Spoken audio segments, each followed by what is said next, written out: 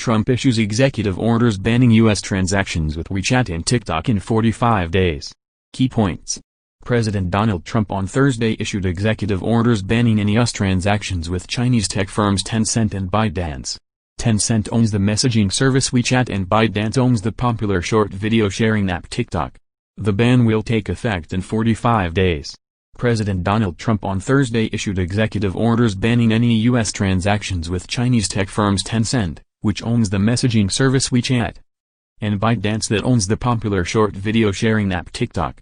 The ban will take effect in 45 days and may attract retaliation from Beijing. WeChat automatically captures vast swaths of information from its users. This data collection threatens to allow the Chinese Communist Party access to Americans' personal and proprietary information, Trump said in the executive order banning the app, adding that the application also captures personal information of Chinese nationals visiting the U.S. The orders would basically ban the app in the United States as it would prohibit any transaction that is related to WeChat by any person, or with respect to any property, subject to the jurisdiction of the United States, with Tencent Holdings Limited. A similar order was issued for TikTok and its Beijing-based owner, ByteDance. The popular app may also be used for disinformation campaigns that benefit the Chinese Communist Party, Trump said in the executive order banning the video sharing app. The United States must take aggressive action against the owners of TikTok to protect our national security. TikTok has consistently denied those allegations. It says that U.S. user data is stored in the country itself with a backup in Singapore, and that its data centers were located outside China, implying the information was not subjected to Chinese law. However, experts have pointed to existing legislation in China which could force local Chinese companies like ByteDance and others to hand over data to Beijing. Microsoft is in talks with ByteDance to acquire TikTok's business in the US, Canada, Australia and New Zealand within the next 3 weeks, ahead of a September 15 deadline. ByteDance and Tencent were not immediately available for comment. The moves came after U.S. Secretary of State Mike Pompeo said the Trump administration wants to see untrusted Chinese apps like WeChat and TikTok removed from U.S. app stores. He detailed a new 5-pronged clean network effort aimed at curbing potential national security risks and said because those apps have parent companies based in China, there was significant threats to personal data of American citizens, not to mention tools for Chinese Communist Party content censorship. Pompeo also said the State Department would work with other government agencies to limit the ability of Chinese cloud service providers to collect, store and process data in the U.S. The latest moves represent another step in the deteriorating relations between the two countries. Recently, the U.S. closed the Chinese consulate in Houston, which prompted China to do the same for the U.S. consulate in Chengdu. Yeah, guys, want to continue to update a story that we're following very closely, given we've never seen anything quite like it, have we? Of course, TikTok, the incredibly popular social media app here in the U.S. And around the world. ByteDance, its owner, the U.S. government, of course, saying we will shut TikTok down unless you find a way, in the U.S., unless you find a way to transfer all of it to U.S. ownership. And Microsoft, of course, playing a role as the potentially only suitor for the business. Guys, I wanted to bring everybody up to date on new reporting that I've got because it is interesting. Both sides right now, ByteDance and Microsoft, and of course the U.S. government is still very much involved in this as well, are negotiating to try to reach some sort of an agreement under which Microsoft would buy the U.S. business of TikTok's U.S. business from ByteDance and a couple of other territories within the next 2 to 3 weeks. That seems to be what they're hoping for in terms of a timeline. Obviously, in these kinds of talks, you always do set a timeline to try to deal with all the big issues. The biggest issue thus far has been actually involving technology and particularly the transfer of the software code that currently sits in China that runs TikTok. We're talking as much as 15 million lines of AI. We talk often about whether the Chinese have a lead in AI. Well, AI has been at the heart of what has made TikTok and the algorithm there so strong. And why conceivably it's become so addictive for so many teens around the world. 15 million lines of code.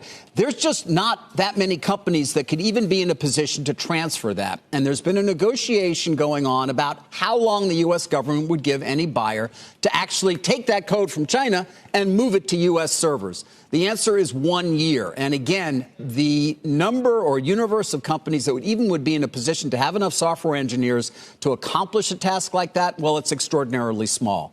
And so that's another reason why it would seem when you tick off Google or Facebook that you're left with Microsoft. They have agreed, I am told by people familiar with the situation, to a one-year deadline to transfer this code. And again, I mean, you're talking about ByteDance has about 10,000 software engineers. So this is an enormous undertaking that Microsoft, perhaps alone, is in a position to actually do if they want to move forward with the deal, which, of course, then gets you to value. And that is what they are just beginning to talk about now, again, according to people who are familiar with the negotiations. They've sort of bracketed a basic idea of where value might be. Perhaps it's as low as $10 billion. It might go as high as, I don't know, Yiming, the founder, 36-year-old founder of ByteDance, might want as much as $30 billion. But it's very much unclear you could get to that number because let's not forget, of course, you are either faced with shutting down the business or selling it. And so it would seem at almost any price it's worthwhile to ByteDance to get something for this business as opposed to taking its chances that perhaps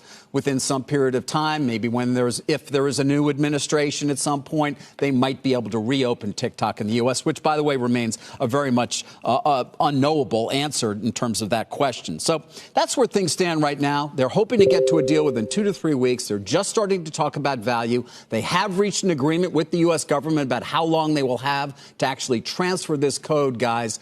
It doesn't mean it's a done deal by any means. And, of course, there is always a possibility, should Microsoft say, hey, we're not going to pay a lot for this business because you have no other options, that ByteDance simply says, yeah, but you know what? Forget it. We're just going to shut it down and take our chances. There is always that possibility, Jim.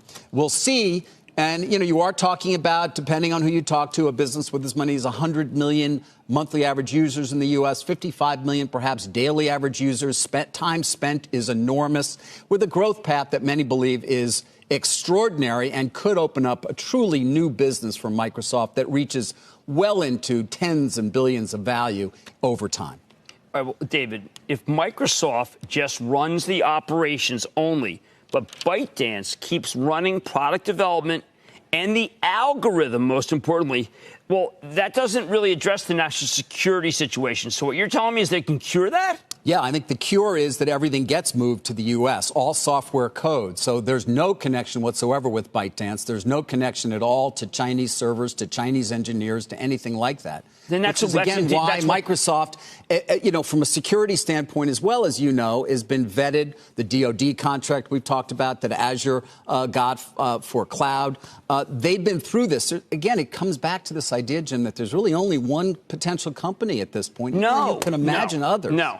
No, there is a hope that Hans Vestberg gets involved at Verizon with a substantial media division that is AOL and Yahoo, with a great balance sheet, no connection to Chinese, and the division itself is moribund. Does Verizon have if they were even to be interested, and I have no idea that they are, I could think of a couple of gaming companies perhaps that might, not gaming. Well, I also thought the Activision's the world that might have at least interest in looking at the asset, but I don't know if even Verizon's in a position to have enough software engineers to pull off that feat, Jim, of moving all of that code. Very good point. They are not.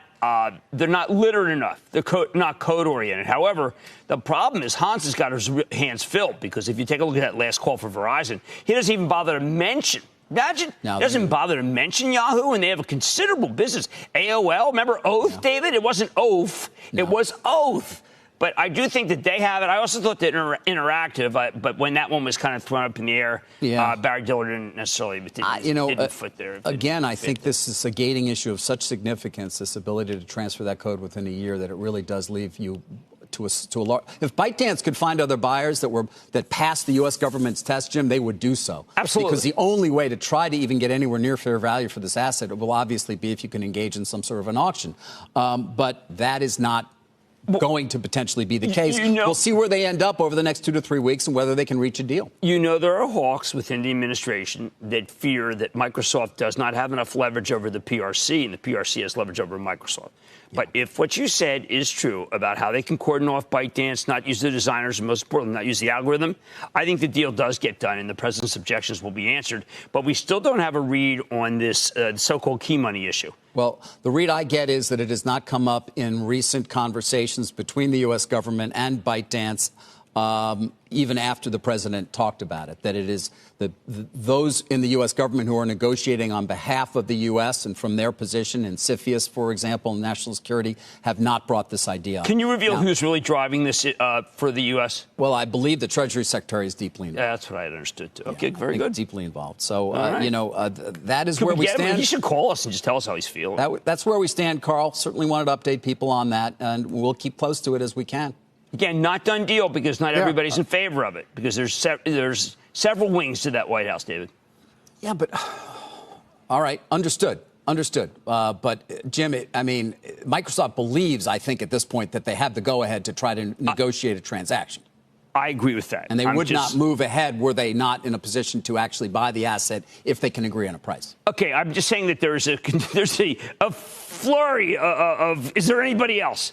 But I think the answer is no one is sophisticated enough to handle all that coding. That's what it feels like at this point. Yeah. Amazing. Saudi and Nadella, the good guy. So Jim, as people react to your conversation, saying Kramer says Yahoo might or Verizon might buy TikTok, is that your argument? No, it's just that they're looking for someone who's like a Verizon. They're looking for someone. They think that a Verizon's an interesting idea, but no one's. It's not like they're like negotiating with Hans Vestberg. That is definitely not happening. I'm saying that within the administration, there are people who are saying, "Is there anybody else? Is there anybody else?" Because there are people who fear that Microsoft's too close to China. Remember, I don't think those are the people who are running things right now. No, I agree with that. I don't think that's the case. Again, I wouldn't report what I am if I didn't feel confident that it was true. But I would not mention what I said if I didn't feel that there were people who are desperate to try to stop it. Right. But may not have the cards. Fair? So they don't want it to be sold to anybody. Yes, correct. They just want to shut it down. In the end, some factions within the administration who conceivably are not at the negotiating table at this point. Well, they keep coming to the table. I can't imagine who you're talking about. We wouldn't be having a hot war. Yeah, they're still around. Remember, you can't get rid of them. I said it was going to be a cold. Said it was going to be a trade war going to a cold war. You can't get rid of that guy. Well, no, it's not that guy. Up everywhere. It's an ideology. Yeah.